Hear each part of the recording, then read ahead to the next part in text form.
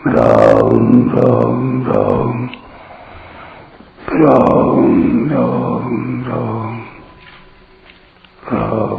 राम राम नारायण नारायण। संबंध। पहले श्लोक में भगवान ने जिस परम वचन को सुनने की आज्ञा दी थी उसको अब आगे के 3 श्लोकों में बताते हैं। बुद्धिर् ज्ञानम सम्मोह क्षमा सत्यम दमः शमः सुखम दुःखम भवो भावो भयं च भयमेव च अहिंसा समता तुष्टिः तपोदानं यशो यशः भवन्ति भावा भूतानां मत्त एव पृथग् विधाः। चौथा और 5वां श्लोक। बुद्धि, ज्ञान, असम्मोह, क्षमा, सत्य, दम, शम, सुख, दुख, भव, अभाव, भय, अभय, अहिंसा, समता, तुष्टि, तप, दान, यश और अपयश प्राणियों के ये अनेक प्रकार के और अलग अलग 20 भाव मेरे से ही होते हैं। व्याख्या। बुद्धि उद्देश्य को लेकर निश्चय करने वाली वृत्ति का नाम बुद्धि है। ज्ञानम सार असार, ग्राह्य अग्राह्य, नित्य अनित्य, सत असत, उचित अनुचित, कर्तव्य अकर्तव्य, ऐसा जो विवेक अर्थात अलग अलग जानकारी है उसका नाम ज्ञान है। यह ज्ञान विवेक मानव मात्र को भगवान से मिला है। असम्मोह शरीर और संसार को उत्पत्ति विनाशशील जानते हुए भी उनमें मैं और मेरापन करने का नाम सम्मोह है और इसके न होने का नाम असम्मोह है।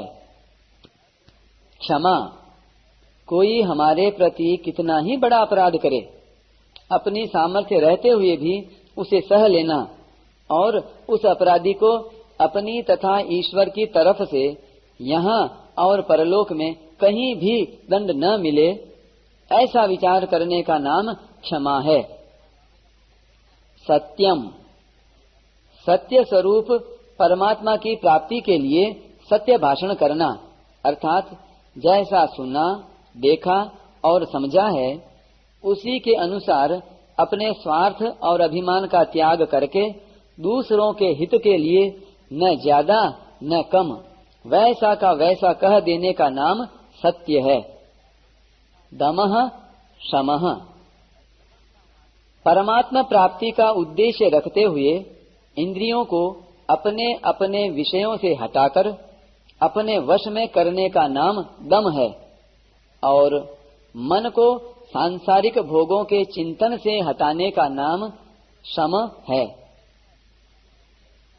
सुखम दुखम शरीर मन इंद्रियों के अनुकूल परिस्थिति के प्राप्त होने पर हृदय में जो प्रसन्नता होती है उसका नाम सुख है और प्रतिकूल परिस्थिति के प्राप्त होने पर हृदय में जो अप्रसन्नता होती है उसका नाम दुख है। भावो भावः सांसारिक वस्तु, व्यक्ति, घटना, परिस्थिति, भाव आदि के उत्पन्न होने का नाम भव है और इन सब के लीन होने का नाम अभाव है। भयं च भयमेव च अपने आचरण, भाव आदि शास्त्र और लोक मर्यादा के विरुद्ध होने से अंतःकरण में अपना अनिष्ट होने की जो एक आशंका होती है उसको भय कहते हैं। मनुष्य के आचरण, भाव आदि अच्छे हैं, वह किसी को कष्ट नहीं पहुंचाता, शास्त्र और संतों के सिद्धांत से विरुद्ध कोई आचरण नहीं करता तो उसके हृदय में अपना अनिष्ट होने की आशंका नहीं रहती, अर्थात उसको किसी से भय नहीं होता। इसी को अभय कहते हैं।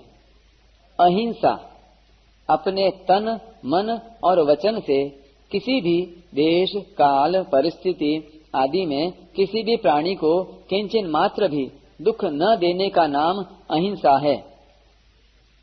समता तरह तरह की अनुकूल और प्रतिकूल वस्तु, व्यक्ति, घटना, परिस्थिति आदि के प्राप्त होने पर भी अपने अंतःकरण में कोई विषमता न आने का नाम समता है।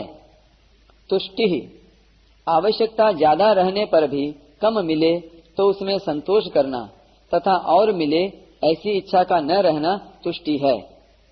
तात्पर्य है कि मिले अथवा न मिले, कम मिले अथवा ज्यादा मिले, हर हालत में प्रसन्न रहना तुष्टि है। तपह अपने कर्तव्य का पालन करते हुए जो कुछ कष्ट आ जाए, प्रतिकूल परिस्थिति आ जाए, उन सब को प्रसन्नता पूर्वक सहने का नाम तप है।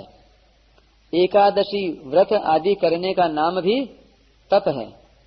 दानम प्रत्युपकार और फल की किंचन मात्र भी इच्छा न रखकर प्रसन्नता पूर्वक अपनी शुद्ध कमाई का हिस्सा सत्पात्र को देने का नाम दान है। यशो यशः मनुष्य के अच्छे आचरणों, भावों और गुणों को लेकर संसार में जो नाम की प्रसिद्धि, प्रशंसा आदि होते हैं, उनका नाम यश है। मनुष्य के बुरे आचरणों, भावों और गुणों को लेकर संसार में जो नाम की निंदा होती है, उसको अयश, अपयश कहते हैं। भवन्ति भावा भूतानाम मत्त एव पृथक विधाः प्राणियों के ये पृथक पृथक और अनेक तरह के भाव मेरे से ही होते हैं, अर्थात उन सब को सत्ता, स्फूर्ति, शक्ति, आधार और प्रकाश मुझ लोक महेश्वर से मिलता है। तात्पर्य है कि तत्व से सबके मूल में मैं ही हूँ। यहाँ मत्तः पद से भगवान का योग, सामर्थ्य, प्रभाव और पृथक विधा पद से अनेक प्रकार की अलग अलग विभूतियाँ जाननी चाहिए।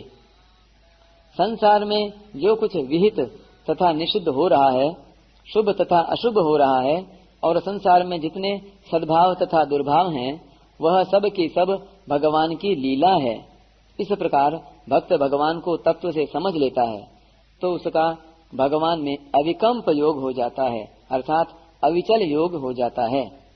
यहाँ प्राणियों के जो 20 भाव बताए गए हैं, उनमें 12 भाव तो एक एक हैं, यानी अकेले हैं, और वे सभी अंतःकरण में उत्पन्न होने वाले हैं, और भय के साथ आया हुआ अभय भी अंतःकरण में पैदा होने वाला भाव है, तथा बचे हुए 7 भाव परस्पर विरोधी हैं। उनमें से भव, उत्पत्ति, अभाव, यश और अयश, ये 4 तो प्राणियों के पूर्वकृत कर्मों के फल हैं, और सुख, दुख तथा भय ये 3 मूर्खता के फल हैं। इस मूर्खता को मनुष्य मिटा सकता है। यहाँ प्राणियों के 20 भावों को अपने से पैदा हुए और अपनी विभूति बताने में भगवान का तात्पर्य है कि ये 20 भाव तो पृथक पृथक हैं, पर इन सब भावों का आधार मैं एक ही हूँ। इन सब के मूल में मैं ही हूँ। ये सभी मेरे से ही होते हैं एवं मेरे से ही सत्ता स्फूर्ति पाते हैं। 7वें अध्याय के 12वें श्लोक में भी भगवान ने मत्तः एव पदों से बताया है कि सात्विक, राजस और तामस भाव मेरे से ही होते हैं, अर्थात उनके मूल में मैं ही हूँ। वे मेरे से ही होते हैं और मेरे से ही सत्ता स्फूर्ति पाते हैं। अतः यहाँ भी भगवान का आशय विभूतियों के मूल तत्व की तरफ साधक की दृष्टि कराने में ही है। विशेष बात, साधक संसार को कैसे देखे? ऐसे देखे कि संसार में जो कुछ क्रिया, पदार्थ, घटना आदि है, वह सब भगवान का रूप है। चाहे उत्पत्ति हो, चाहे प्रलय हो, चाहे अनुकूलता हो, चाहे प्रतिकूलता हो, चाहे अमृत हो, चाहे मृत्यु हो, चाहे स्वर्ग हो, चाहे नरक हो, यह सब भगवान की लीला है। भगवान की लीला में बाल कांड भी है, अयोध्या कांड भी है, अरण्य कांड भी है और लंका कांड भी है। पुरियों में देखा जाए तो अयोध्या पुरी में भगवान का प्राकट्य है, राजा रानी और प्रजा का वात्सल्य भाव है। जनकपुरी में राम जी के प्रति राजा जनक, महारानी सुनैना और प्रजा के विलक्षण विलक्षण भाव हैं। वे राम जी को दामाद रूप से खिलाते हैं, खिलाते हैं, विनोद करते हैं। वन में अरण्य कांड में भक्तों का मिलना भी है और राक्षसों का मिलना भी। लंकापुरी में युद्ध होता है, मारकाट होती है, खून की नदियां बहती हैं। इस तरह अलग अलग पुरियों में, अलग अलग कांडों में भगवान की तरह तरह की लीलाएं होती हैं।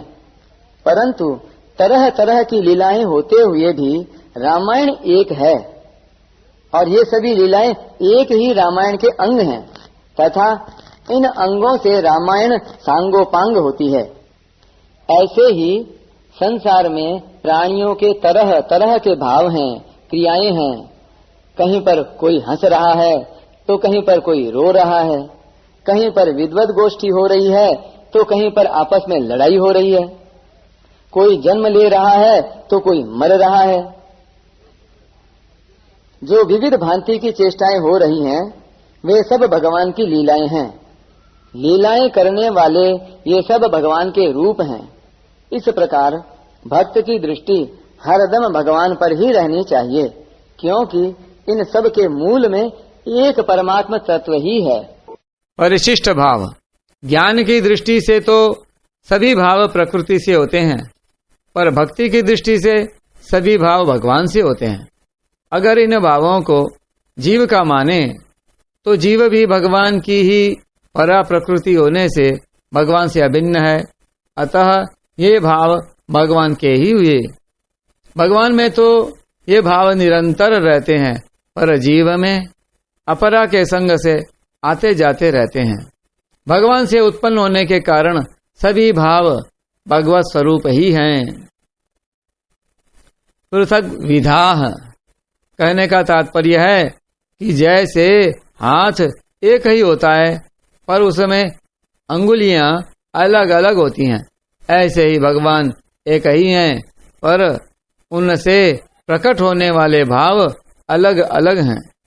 एक ही भगवान में अनेक प्रकार के परस्पर विरुद्ध भाव एक साथ रहते हैं।